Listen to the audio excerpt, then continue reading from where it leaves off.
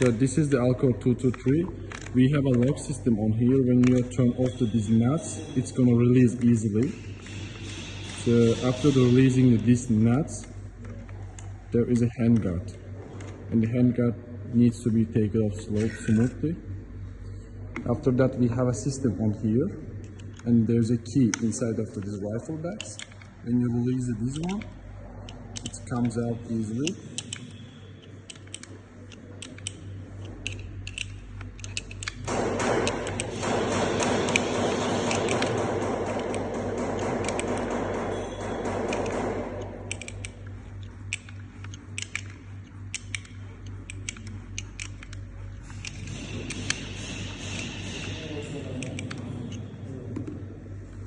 After the releasing with that key, it can take off easily.